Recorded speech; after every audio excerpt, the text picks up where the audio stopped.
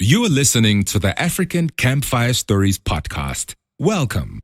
The African Campfire Stories podcast is a podcast program that is dedicated to the telling of African history stories and events. At the African Campfire Stories podcast, we strive for quality programming, but to bring African history stories to you, we have to wade through dozens of facts, names of people, and names of places. Therefore, should you pick up anything we might get wrong, please leave us a comment on our website, www.africancampfirestories.com. You can also leave a comment on our social media pages. On Twitter, African Campfire Stories. On Facebook, African Campfire Stories. On Instagram, African Campfire Stories. Your contribution will help us keep us honest, and it will go a long way in making this podcast a success. Also, to create this podcast, we use source materials from historians, academics, and other writers. We therefore would like to take this opportunity to thank all the men and women who write about African history. Their work allows this podcast to exist. Without any further ado, here is episode 4, Cold War Pawns, The Birth of Fear.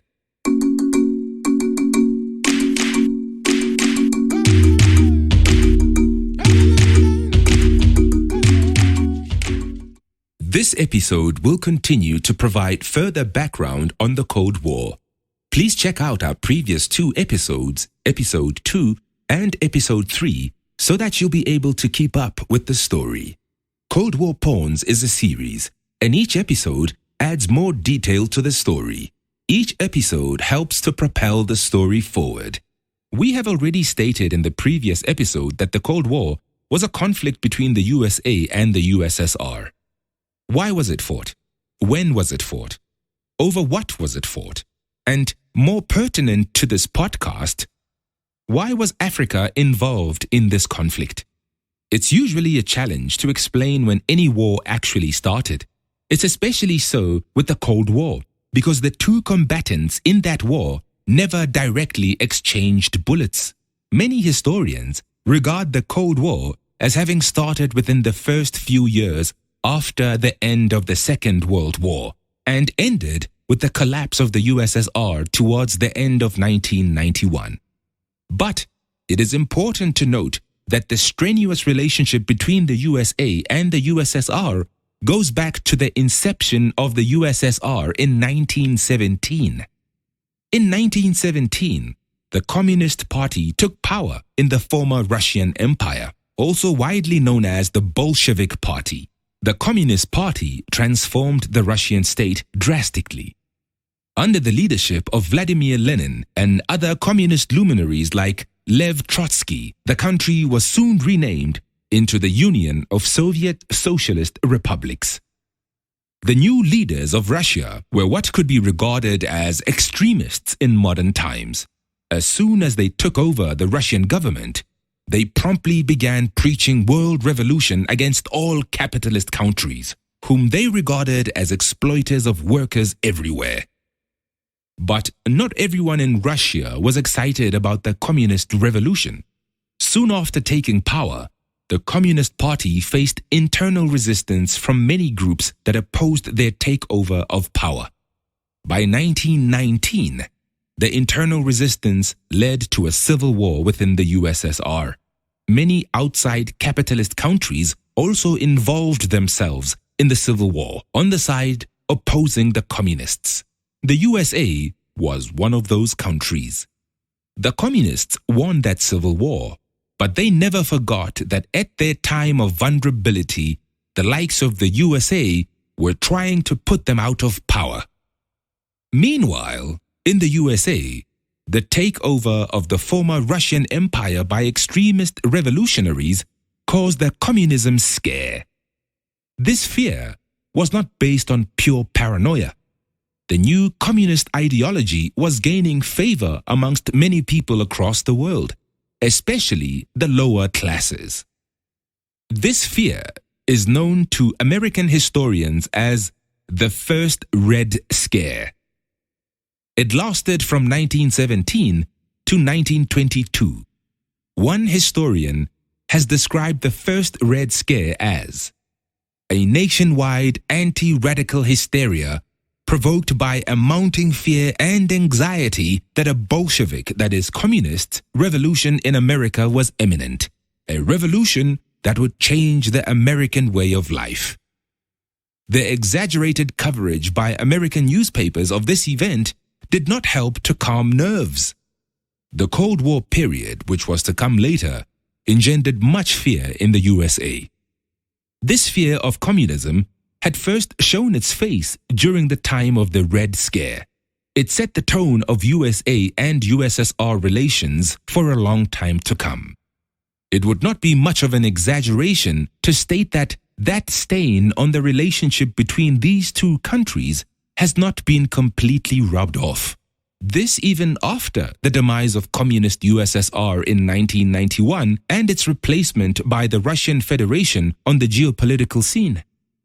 It partially explains why during the 2016 American presidential election and after, the allegations that Russia colluded with the campaign of Donald Trump was such a big deal in American public discourse. However, back in 1922, relations between the two countries started to get better. The first Red Scare abated, and then was some diplomatic and economic collaboration between the two countries. Though the USA still refused to officially recognize the USSR as a state. It took the advent of US President Franklin Roosevelt in 1933 for things to change. His administration recognized the USSR and opened some level of diplomatic contact between the two countries. Things were not completely kosher. The agreements that the USA had obtained from the USSR as the condition for the recognition, that is, the payment by the USSR of bills incurred by the Russian Empire before the formation of the USSR, were not fully paid. There had also been an understanding reached for the USSR to stop spying on USA soil. That agreement wasn't fully kept. But strange things happen in life. In June 1941, Adolf Hitler invaded the USSR. This deed by Hitler's Germany changed the completion of international relations in a big way. Not in the least because by that time Germany controlled much of Europe and had been at war with Britain since 1939. President Roosevelt had already been helping Britain in their war against Hitler. So when Hitler attacked the USSR, it made sense that the USA would extend that help to the USSR too. Another deed of Hitler's changed things again. On the 7th of December 1941, the Empire of Japan attacked the USA at Pearl Harbor. Hitler, who by this time hated the USA and its president, declared war on America 4 days later. This now meant that the USSR and the USA were fighting on the same side against Germany. Only Hitler could have brought them together. So, during the Second World War, there had happened something that few observers at the time could have thought possible. Capitalist USA and communist USSR became friends. Old habits die hard. The relationship between these two countries during the Second World War was never smooth. There was mutual distrust and paranoia.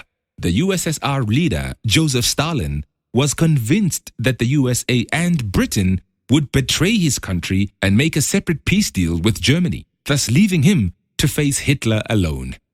He was so convinced that his Western allies, that is the USA and Britain, were taking too long to invade the continent of Europe because they wanted him and Hitler to fight each other to exhaustion.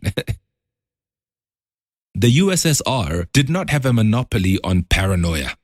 The Western allies were also very suspicious of Stalin, especially British leader Winston Churchill. Throughout the 1930s, Churchill had been an unofficial leader and self-appointed spokesperson of the British government cabal that distrusted communism. Back during the USSR Civil War in 1919, Britain had also sent a military contingent to fight on the side of the forces that were against the communists. At that time, Joseph Stalin was already in the leadership cadre of the USSR government. This meant that during World War II, the USA and Britain were allies with a country they had tried to destroy only less than 2 decades earlier. Stalin had never forgotten the Civil War intervention, so much so that in the conferences that he held with Churchill during World War II, he would bring up the intervention. Of course, Churchill said that the past was forgotten. In June 1941, when Hitler first attacked the USSR, Churchill had rushed to show support for the USSR, even going as far as making a speech in the British lower house of Parliament that had these choice words: "If Hitler were to invade hell, I would at least say a good word about the devil." But Churchill would be the life and the driver of caution when it came to the USSR during World War II.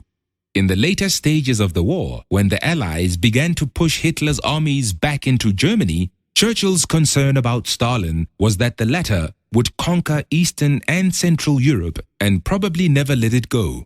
This fear wasn't limited to Churchill. Some in the US government shared Churchill's concerns. All this talk about Churchill, the leader of Britain, might make some wonder whether we are straying away from the main story of the Cold War. The Cold War was between the USA and the USSR, but that is simplifying things too much. After the Second World War ended in 1945 and the Cold War started going for real, it was the USA and her allies and the USSR and her allies that faced each other on opposing sides. The USA's closest ally was Britain. Though Britain lost its position as a superpower during the war, she was still an important ally, and her influence still counted for something. Also, the larger-than-life personality of Winston Churchill could not be ignored. His influence on the direction of the tensions that eventually spilled over into the Cold War is significant. Many in the US government thought that Churchill's negative view of the USSR is how their own president should have felt about the USSR as well. And the people who felt this way about the USSR and its leader were proven right. Stalin had no intention of longer-term cooperation with the West.